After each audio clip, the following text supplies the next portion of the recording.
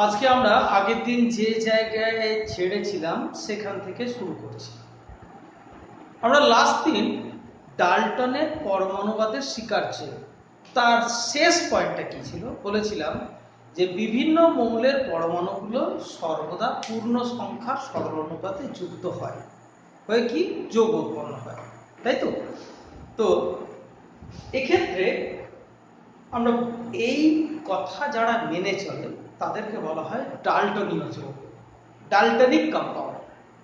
আর কিছু কিছু যৌগ আছে যারা এই ধরনের সূত্র, ডাল্টনের এই কথা মানে পূর্ণ সংখ্যার সরল অনুপাতে যোগ হয় না, তাদেরকে বলা হয় বার্কলেটীয় কম্পাউন্ড। যেমন আমি তোমরা জানো কপার, তার ভ্যালেন্সি 1 এবং 2, এটা হলো আস আর এটা হচ্ছে ইক।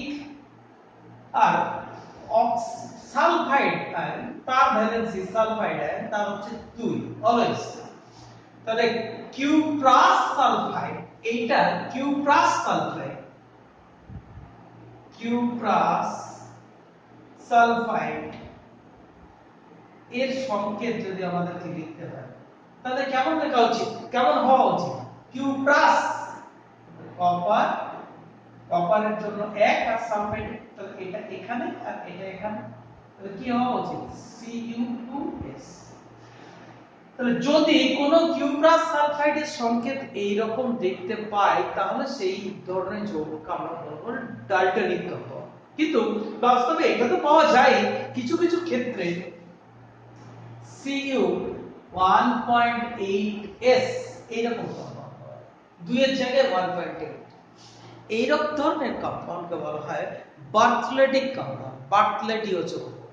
ঠিক আছে, এরকম কম্পাউন্ডকে বলা হয় তোমার কি বার্কলেটীয় যৌগ, অর্থাৎ যারা ডাল্টনের তত্ত্ব মেনে চলে না, the compound which do not form in accordance with the Dalton's law, Dalton's atomic theory, they are known as Barkletic compound. Another example of Barkletic compound is FeO, ferrous oxide, FeO, Fe.88O. This is Daltonic compound, this is Barkletic compound, this is Daltonic compound and it is Barkletic compound.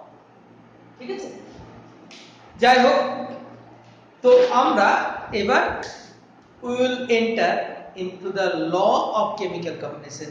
In our last class we have told that, আমরা বলেছিলাম কি যে দুটো মৌল সর্বদা যে নিজেদের মধ্যে যুক্ত হয়ে যে যৌগ উৎপন্ন হয় তারা কিন্তু খেয়াল খুশি মতো হয় না। যেমন ধরো আমরা তাদের মধ্যে কম্বিনেশন, দুটো মৌলকে যোগ করে একটা যৌগ উৎপন্ন করা, তাই তো? তাহলে ধরো আমরা বলছি, খুব সহজ एग्जांपल তোমরা জানো, H2 O2 থেকে H2O, you know balance reaction 2H2।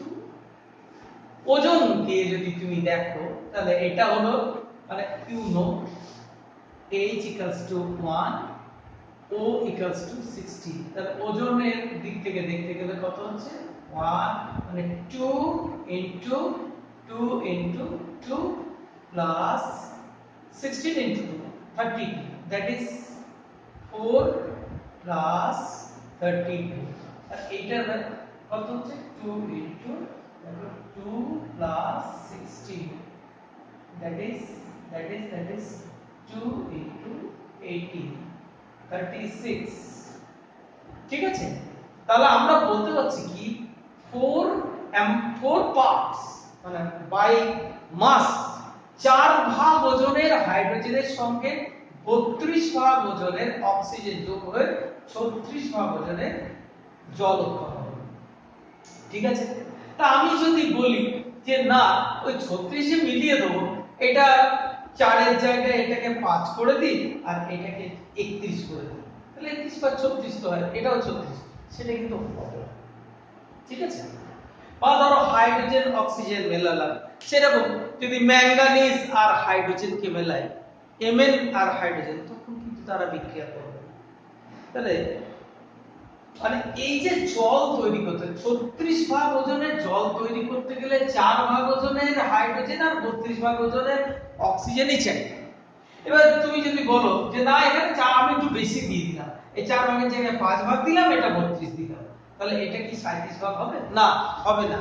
তো সেক্ষেত্রে 32 এর সঙ্গে 4 ভাগই বিক্রিয়া করবে, তাহলে এটার সাথে 5 এর মধ্যে ব্যাপারটা 5 দিলেও 5 কিন্তু রিঅ্যাকশনটা করবে না, মানে 4 প্লাস 1, দেখো রিঅ্যাকটিভ স্পিসিস হবে এইটা, এইটাতে যোগ হবে আর এইটা পড়ে থাকবে আনরিঅ্যাক্টেড। তাহলে দেখো আমাদের খেয়াল খুশি মতো আমি এটাকে বাড়িয়ে দিলাম, ওটাকে কমিয়ে দিলাম, যাতে মানে যেমন খুশি করলাম, এটা কিন্তু চলবে না। কেমিক্যাল রিঅ্যাকশন কতগুলো নির্দিষ্ট নিয়ম মেনে চলে। Whenever chemical combination occurs, they abide by some rules known as laws of chemical combination. তাহলে রাসায়নিক সংযোগ সূত্র কাকে বলে? যখন দুটি মৌল পরস্পর নিজেদের মধ্যে যুক্ত হয়, তারা কতগুলো নির্দিষ্ট নিয়ম মেনে হয়, এই নিয়মগুলো কি বলা হয়? রাসায়নিক সংযোগ সূত্র। এবার এই রাসায়নিক সংযোগ সূত্র গুলোকে ক্যাটেগরিক্যালি দুভাগে ভাগ করা হয়। তাহলে আমরা এবার শুরু করছি। অ্যাকচুয়ালি 11 এর পরে কিন্তু এখান থেকেই শুরু করব। রাসায়নিক সংযোগ সূত্র, ল অফ কেমিক্যাল কম্বিনেশন, রাসায়নিক সংযোগ সূত্র, তাকে আমরা দুটো ভাগে ভাগ করি প্রধানত। কি কি? ভর সংক্রান্ত,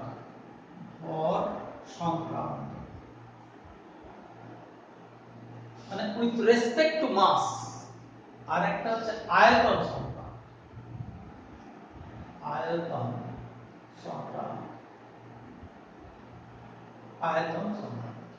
তাহলে রাসায়নিক সংযোগ সূত্রগুলোকে মেইনলি ক্যাটেগরিক্যালি দুটো ভাগে ভাগ করা হয়।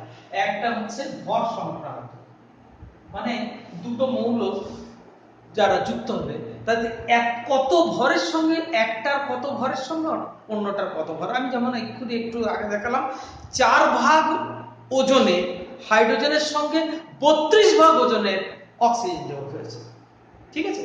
এইরকম কোন মৌলের সঙ্গে কি যোগ হবে সেইটা ওজন সংক্রান্ত বা ভর সংক্রান্ত। আর একটা হচ্ছে কত আয়তনের সঙ্গে কত আয়তন, এটা সাধারণত গ্যাসীয়, এটা গ্যাসীয় বিক্রিয়া, মানে গ্যাসে বিক্রিয়া করে যখন গ্যাস উৎপন্ন হয়, মানে দুটি বিক্রিয়া পদার্থ এবং বিক্রিয়াজাত পদার্থ উভয়ই যখন গ্যাসীয় হয় তখন এই সূত্রটা আমি আসছি। এবার এই ক্ষেত্রে আবার এই ভর সংক্রান্ত সূত্র আছে 4টে। কি কি? এক হচ্ছে ভরের নিত্যতা সূত্র, ল অফ কনস্ট্যান্সি অফ মাস, এটা তোমরা পড়েছো। ভরের নিত্যতা সূত্র, এটা প্রপোজাল দিয়েছিলেন বিজ্ঞানী ল্যাভোসিয়ে ইন দ্য ইয়ার 1774। ল্যাভোসিয়ে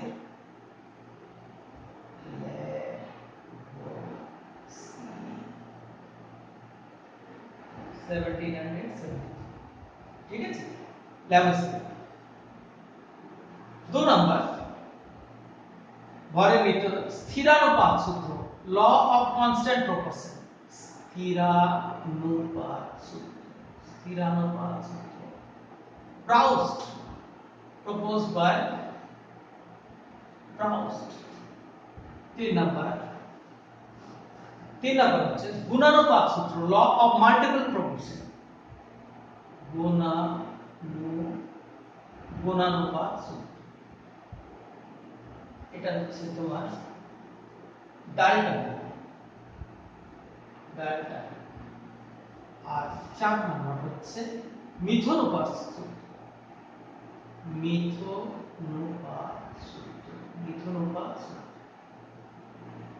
ঠিক আছে? এটা হচ্ছে রিক্টার। এরা যারা প্রপোজ করেছিলেন এই সূত্রকে বলেছিলেন। আর এই ক্ষেত্রে একটাই সূত্র আছে, সেটা হচ্ছে গেলুসাকের গ্যাস আয়তন সূত্র। গেলুসাকের গ্যাস আয়তন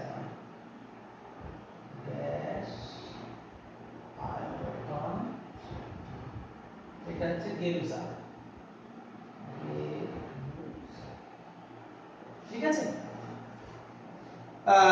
তোমরা এই সূত্রের মধ্যে এই দুটো, এই এক এবং এইটা সম্ভবত ক্লাস 10 এ পড়েছো, যাও সে আমার দেখা দরকার নেই, আমি আবার নতুন করে বলবো। তাহলে এই চারটে মানে এইগুলো হচ্ছে ভর সংক্রান্ত, এটা তাহলে তুমি বলবে যে কেন হঠাৎ করে দুটো আলাদা ভাগে ভাগ করতে গেলো, বলছি সেসব কথাই আসছে। তাহলে আমি একটা একটা করে ধরি। ভরের নিত্যতা সূত্র, এটা এটা ডেসক্রিপশনে, তাহলে আমরা যখন যাবো তখন ভরের নিত্যতা সূত্র, এটা ডেসক্রিপশনে কি বলা হচ্ছে, we cannot create mass, we cannot destroy mass, the mass of the reactant and the product before and after the reaction is always constant। মানে কি, ভর সৃষ্টি বা ধ্বংস করতে পারি না, এটা রাসায়নিক বিক্রিয়ার আগে এবং পরে বিক্রিয়ক বিক্রিয়াজাত পদার্থের মোট ভর সর্বদা একই থাকে। তাহলে দেখা যাক a প্লাস b, এখান থেকে তৈরি হয়েছে d plus e, d plus e। a এবং b একে বলা হয় বিক্রিয়ক পদার্থ, রিঅ্যাক্ট্যান্ট, আর এগুলো হচ্ছে বিক্রিয়াজাত পদার্থ। তাহলে বিক্রিয়ক পদার্থের ভর এবং বিক্রিয়াজাত পদার্থের ভর, তাহলে ধরো সাপোজ দেখা যাক, ধরো এটা a গ্রাম, এটা নিলাম আমরা a gram, a gram a পদার্থ, তার সঙ্গে স্মল b গ্রাম b পদার্থ, এটা করলো হয়তো m গ্রাম d আর n গ্রাম e হলো। তাহলে as per the law of constancy of mass আমরা কি বলতে পারি যে বিক্রিয়ার আগে বিক্রিয়ক পদার্থের মোট ভর, এইগুলোকে বলা হয় বিক্রিয়ক পদার্থ, এইগুলো হচ্ছে বিক্রিয়াজাত পদার্থ, a এবং b এটা হচ্ছে বিক্রিয়ক পদার্থ, আর d এবং e এগুলো হলো বিক্রিয়াজাত পদার্থ। তাহলে ভরের নিত্যতা সূত্র অনুযায়ী আমরা কি বলতে পারি, a প্লাস b এটা বিক্রিয়ক পদার্থের মোট ভর এত গ্রাম equals to m plus n এত গ্রাম। ঠিক আছে? তাহলে ভরের নিত্যতা সূত্র অনুযায়ী আমরা বলতে পারি m, তাহলে আমরা কি ভর সৃষ্টিও করতে পারলাম না, ভর ধ্বংসও করতে পারলাম না। ঠিক আছে? তাহলে বিক্রিয়ক পদার্থের মোট ভর সমান সমান হচ্ছে বিক্রিয়াজাত পদার্থের মোট ভর, এটাই হচ্ছে ভরের নিত্যতা সূত্র। এই নিয়ে আমাদের যখন অনলাইন ক্লাসটা আমরা শুরু করতে পারবো তখন এই নিয়ে কিছু অঙ্ক আছে আমাদের, এইসব নিয়ে কিছু অঙ্ক করতে হবে। যা এর থিওরিটিক্যাল অংশ আর বিশেষ কিছু নেই। এরপর নেক্সট 2 নাম্বার অংশ, 2 নাম্বার সূত্র হচ্ছে কি, 2 নাম্বার, তাহলে তোমরা একটা কোনো স্ট্যান্ডার্ড টেক্সট বুক থেকে ডেফিনিশনটা পড়ে নেবে, এগুলো এমন কিছু না। 2 নাম্বার হচ্ছে স্থিরানুপাত সূত্র। প্রথম স্থিরানুপাত, ল অফ স্থিরানুপাত, law of constancy, law of constant proportion. দেখো শুধু নাম থেকেই বুঝতে পারছো স্থিরযুক্ত অনুপাত, কার অনুপাত?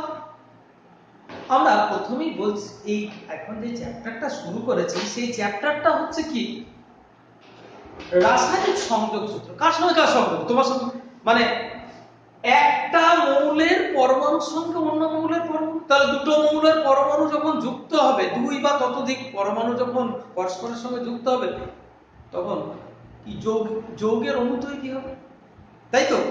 তাহলে এই ক্ষেত্রে দেখা যাক কোন একটা যৌগকে, এখন বিবৃতিতে বলা হচ্ছে কোন একটি যৌগকে, আমি একটু ছোট্ট করে লিখছি, কোন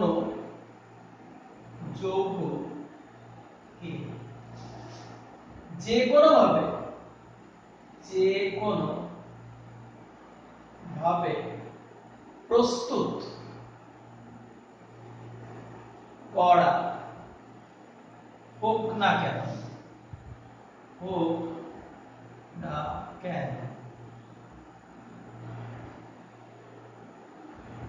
তার মধ্যে মানে ওই যৌগের মধ্যে উপাদান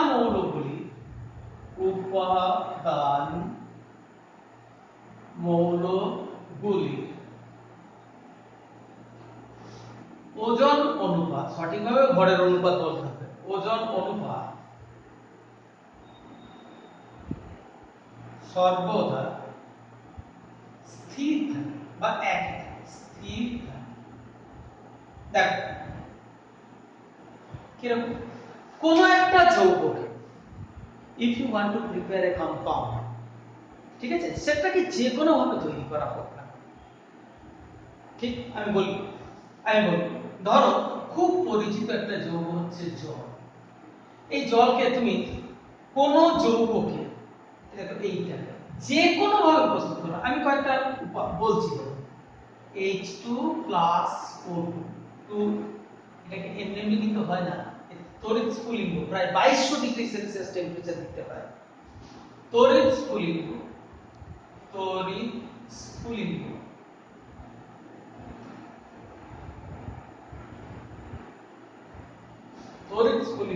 রিলেট টু H2O, এটা তৈরি হয়, ঠিক আছে। এটা একটা পদ্ধতি। তুমি জানো অ্যাসিড আর ক্ষারের বিক্রিয়া লবণ এবং জল উৎপন্ন হয়। 2 নম্বর পদ্ধতি হচ্ছে NaOH plus HCl, NaCl plus H2O। আমার পয়েন্ট অফ ইন্টারেস্ট কিন্তু এইটা কি করে হয়,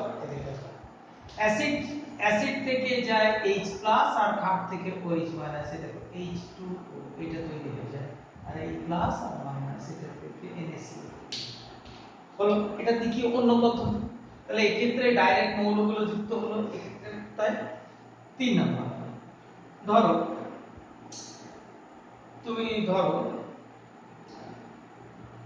জল তৈরি করার আরো পদ্ধতি হচ্ছে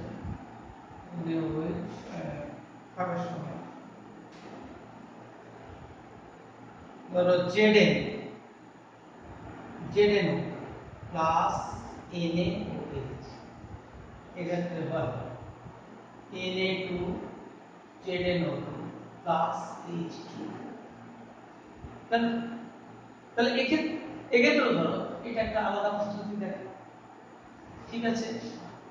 4 নাম্বার, তুমি জানো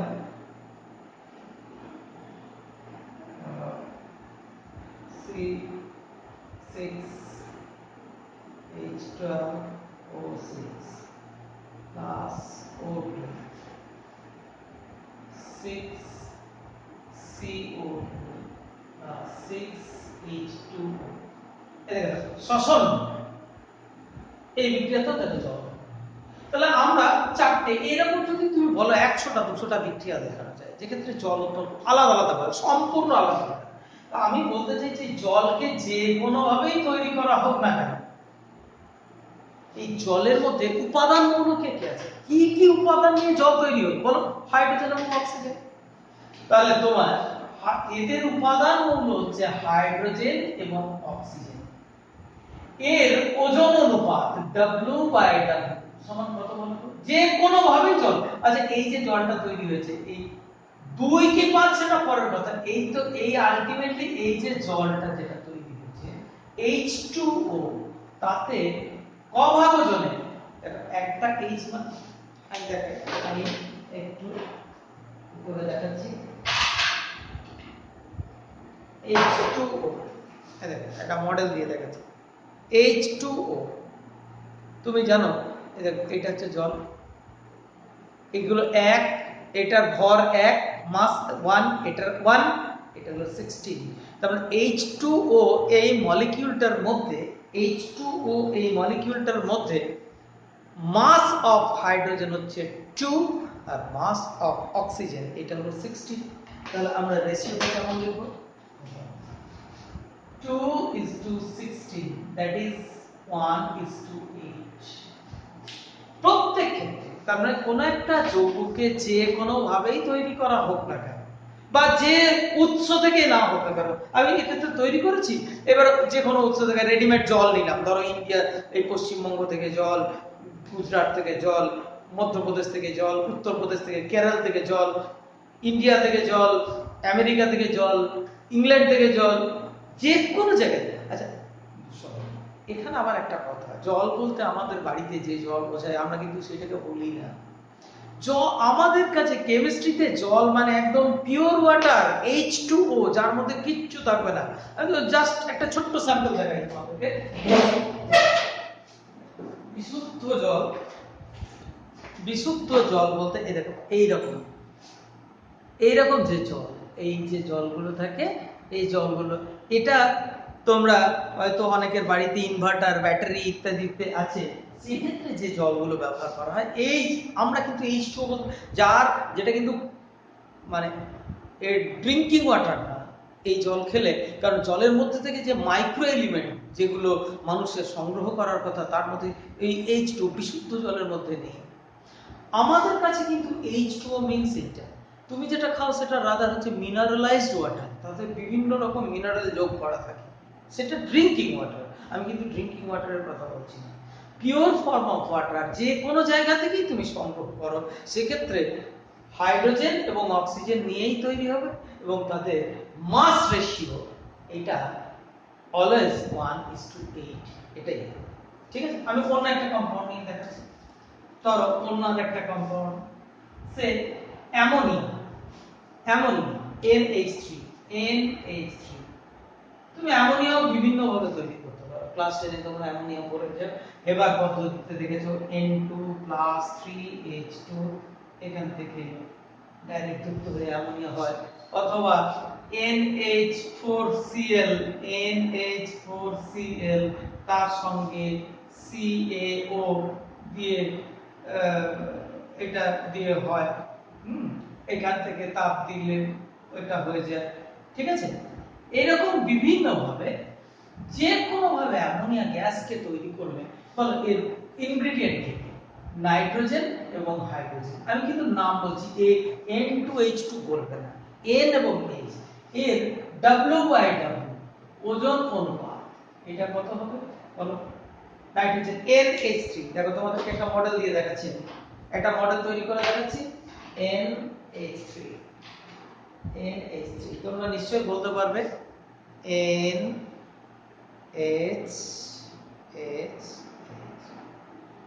NH3 কত মাস? এটা হলো 1113, আর এটা হলো কত 14 নাইট্রোজেনের জন্য, তাহলে N:H কত হলো 3, 14:3। if you allow to combine nitrogen and hydrogen in the mass ratio of 14:3 nitrogen and hydrogen, then one and only one product will be obtained. একইভাবে আমরা বলতে পারছি কি, তাহলে দেখো যে মানে বলা হচ্ছে অ্যামোনিয়া এই যৌগটার মধ্যে নাইট্রোজেন এবং হাইড্রোজেনই থাকবে, এবং তাদের মাস রেশিও তাদের 14:3 হবে। সেরকম তুমি যদি HCl বলে একটা যৌগ আছে, HCl, এটা যদি দাও, তাহলে এই ক্ষেত্রে ইনগ্রেডিয়েন্ট থেকে H:Cl, এই ক্ষেত্রে W/W এটা সমান সমান কত হবে 1:35। তুমি বলো সবসময় ছোট ছোট দেখাচ্ছে, বড় দেখাচ্ছে, বেশ বড় দেখে। ধরো C6H12O6, এই কম্পাউন্ডের মধ্যে ইনগ্রেডিয়েন্ট উপাদান কে কে আছে? কার্বন হাইড্রোজেন অক্সিজেন, এদের W/W এটা হলো 12 এবার 12 থেকে ভাগ যায় বলে 6:1।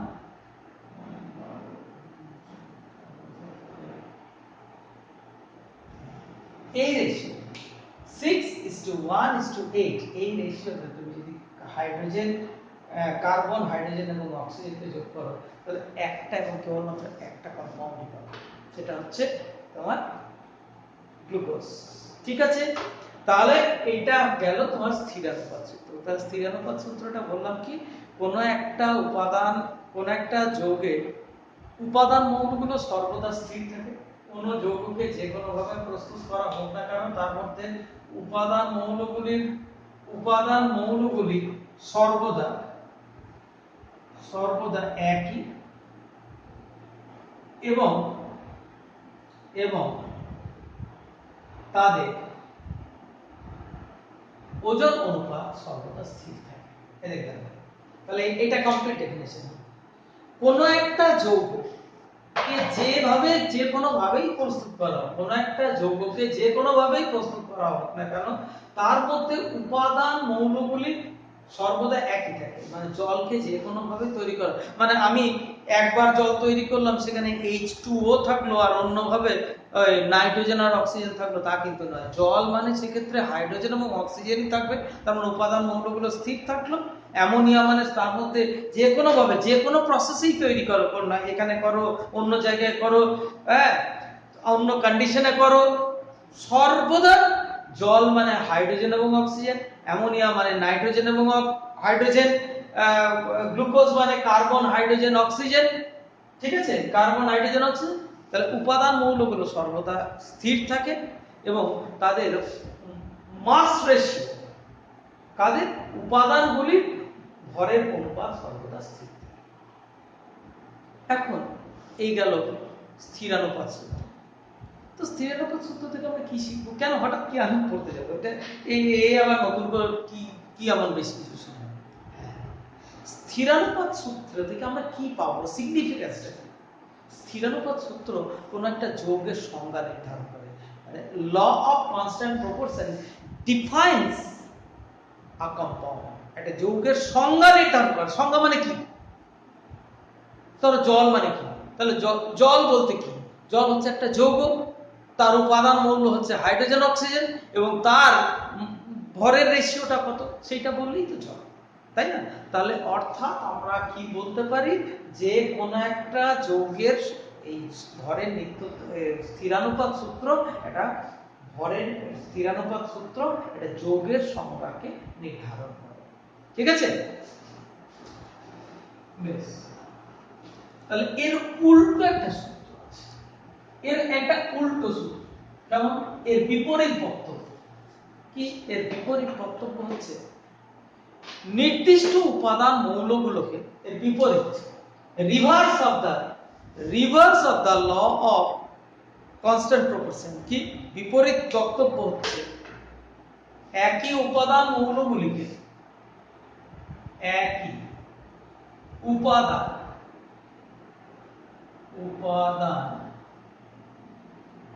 মৌলগুলিকে নির্দিষ্ট ওজন অনুপাতে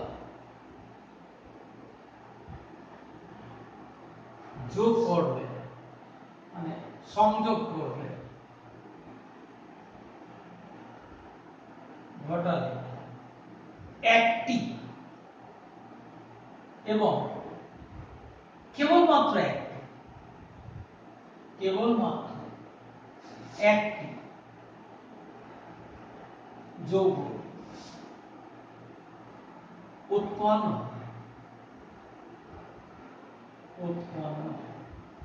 দেখো, একই উপাদান, মানে আমি বলতে চাইছি কি, ধরো হাইড্রোজেন এবং অক্সিজেন, একই উপাদান মৌলগুলিকে নির্দিষ্ট ওজন অনুপাতে তুমি এদের W/W এটা যদি 1:8 এই অনুপাতে যোগ করো, যতবারই করবে, এখানে করো, অন্য জায়গায় করো, যেখানেই করো না কেন, সেক্ষেত্রে একটাই যোগ করতে হবে। ঠিক আছে? বা ধরো, কিন্তু আবার যদি হাইড্রোজেন এবং অক্সিজেন তাকে যদি 1:16 অনুপাতে যোগ করো, তাহলে কিন্তু আর সেরকম যোগ্য নয়, H2O তৈরি হবে। তাহলে পার্থক্যটা কি? 1:8 একই জিনিস, 1:8 অনুপাতে করলে একরকম, আর 1:8 মানে 16 অনুপাতে করলে অন্যরকম।